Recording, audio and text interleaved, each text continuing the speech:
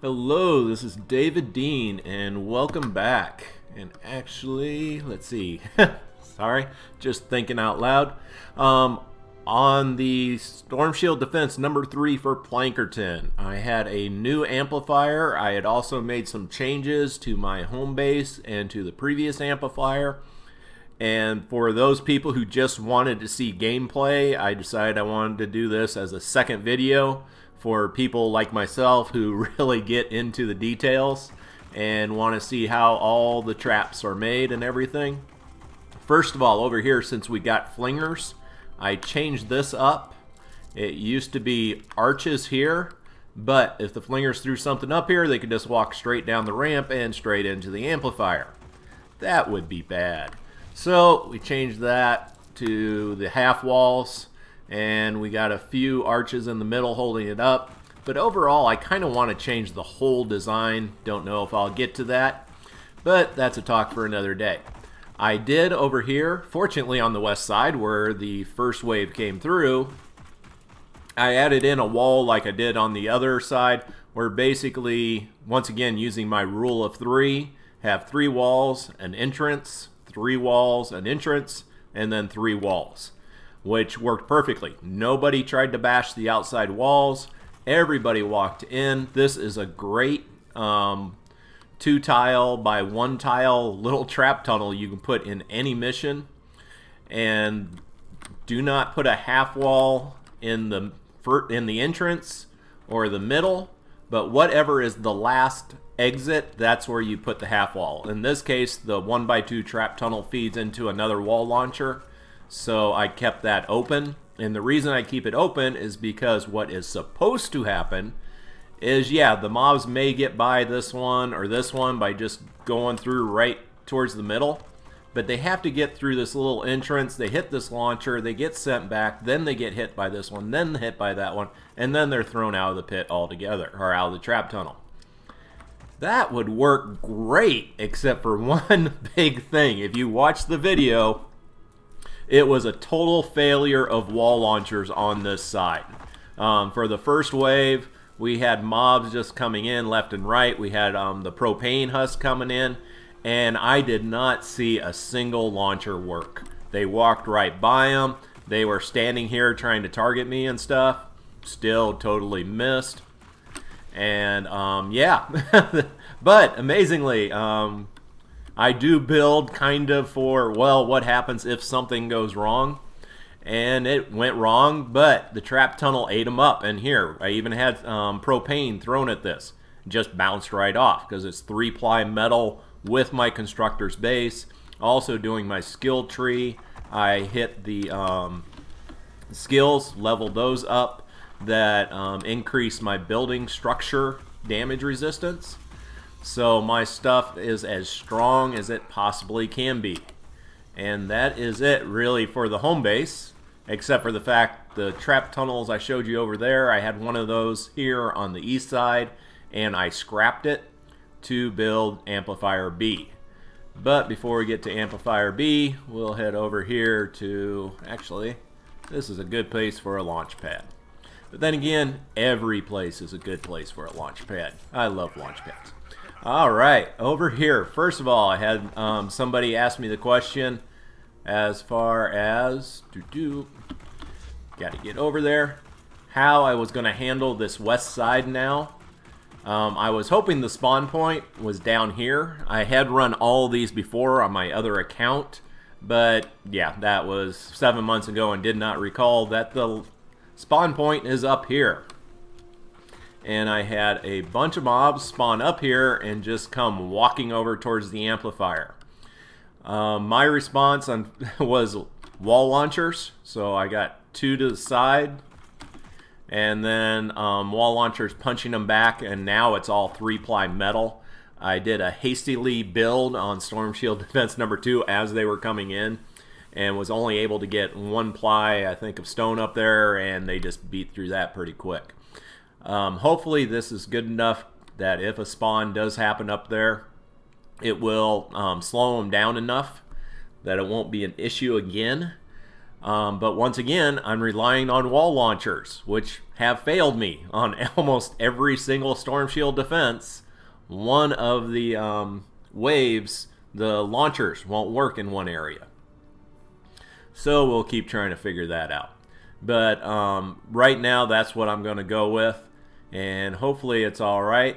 I have it set up where I got an extra set of stairs and platforms so I can come over here if I need to and do any fighting, or I'm getting close to getting my skill points up where I can get the slow field. So hopefully in future missions you'll see me dropping that. And then to get back to my base, I just put a launch pad because I love launch pads. Didn't do any other changes on the west side. On the south side, not much. The trap tunnel's basically the same. But I did get this 3-ply wall launcher here, I guess was working because it got used up. And the wall launcher here isn't for that stopping them to get to the amplifier as much as it is to stop them going up this ramp, natural ramp.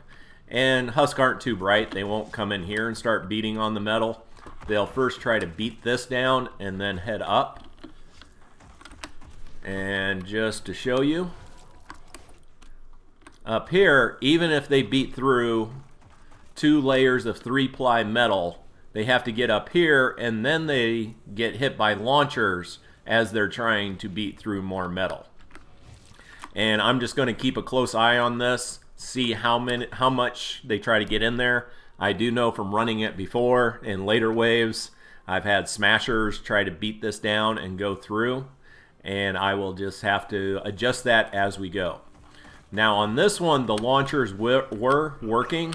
We had a ton of lobbers, the ones that do construction damage, and at first I was shooting them and taking them out and then said forget it. Let's see how the base holds up if I just stand back and let the lobbers just pound my amplifier. I don't recommend this in later stages, but in this stage it worked fine.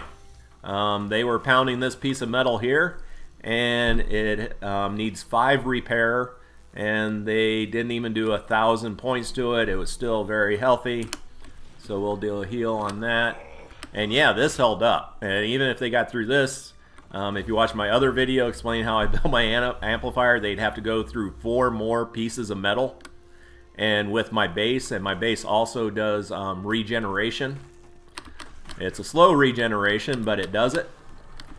And just healing a few things. And then another thing I added to this, and I put on my new amplifier, if they get up here, the flingers, for some reason the flingers, it seemed like they were throwing nothing but baseball pitchers this time. That is not normal. They usually throw the normal husk, and they will come down here and they will try to beat through this center tile. So I put a trap there and a gas trap there. Since they're normal husk, they die pretty fast, so this should be enough to take them out. And we really didn't have any issue. Over here to the east, this is where my launchers failed me on Storm Shield Defense number 2. This shouldn't be needed anymore because the spawn point down there is heading over to B. For the moment, I'm leaving this, but I am getting the warning now on how many structural pieces I have left. So sooner or later, I'm going to have to change that out, or just destroy it all, so I can use the structural pieces somewhere else. This, I was a little upset with the way the launchers were not working. And just put that there. See, structural pieces, 1,600. So I'm definitely going to have to be tearing down stuff like that east side later on. But right here is the spawn point on the south side of amplifier B. And all I did was build a wall. We're just going to build this wall, and we're going to make it super easy for the husk to just walk straight up into the amplifier. And once again, I'm building in line with the amplifier. That is where the husk want to go. And I've said it before, and I'll say it again. If they want to go that way, let them. And just chew them up as they go. So just dynam for me, what I have for traps, and I should have shown that in the beginning. I have gotten 2 legendary traps. One from the store and one just lucky in a llama. and I've leveled up one of them to a 2-star. Still really hurting on resources. And then a bunch of these other traps I've just picked up along the way. I really need to be doing the ceiling electric field above the entrances. It's only level 10, but it will clear out a lot of those smaller husks, so your traps aren't being wasted taking out the little dwarf husk.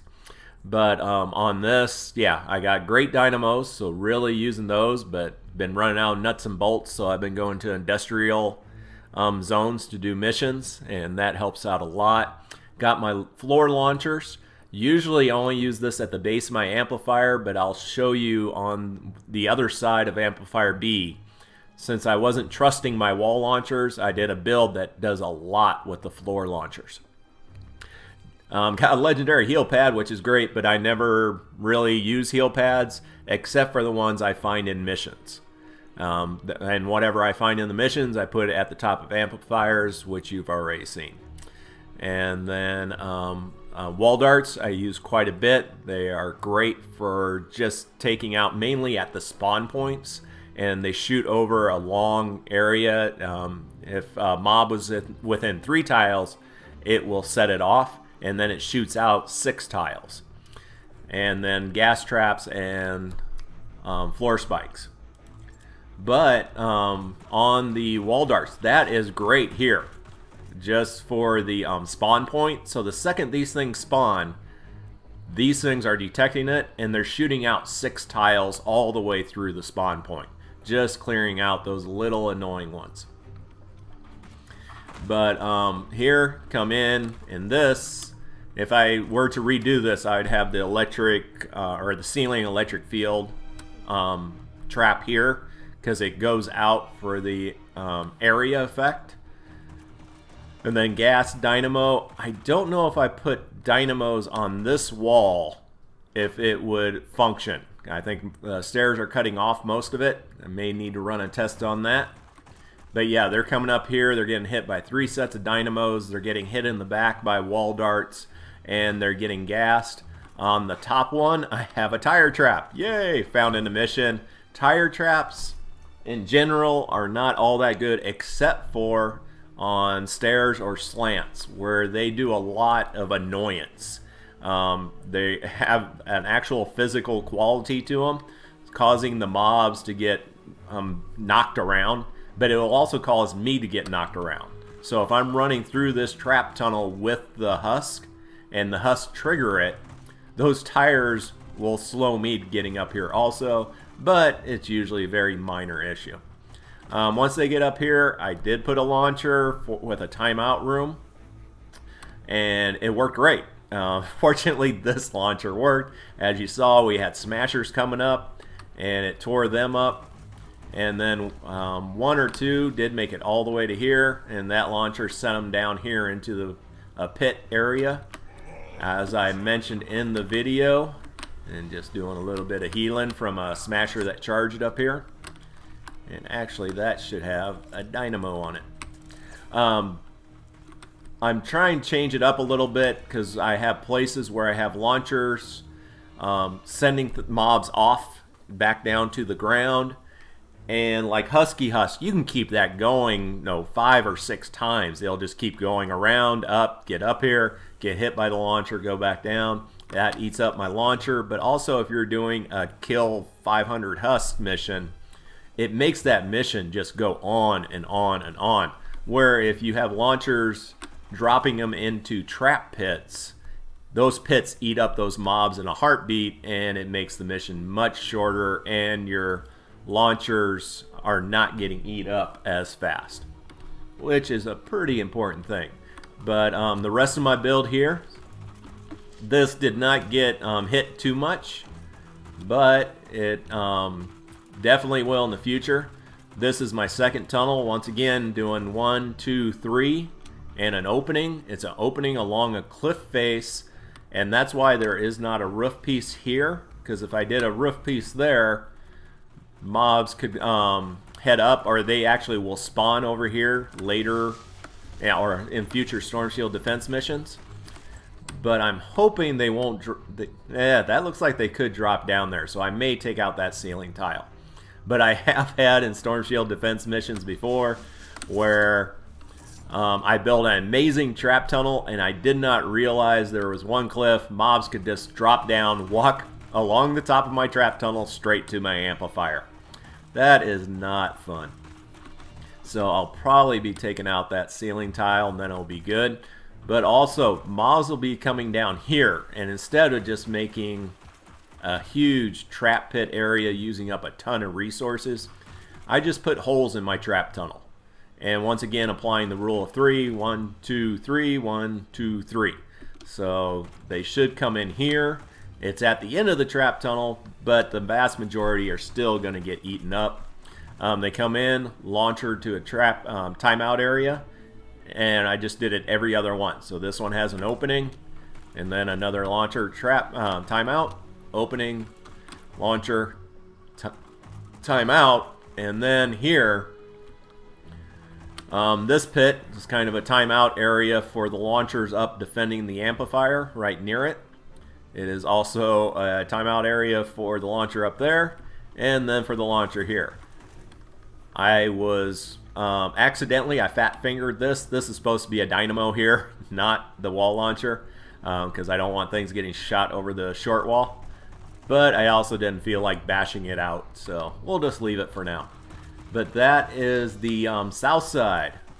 This is the nightmare side. This is the side that causes so much trouble, the east side, and we will be getting mobs here in the future.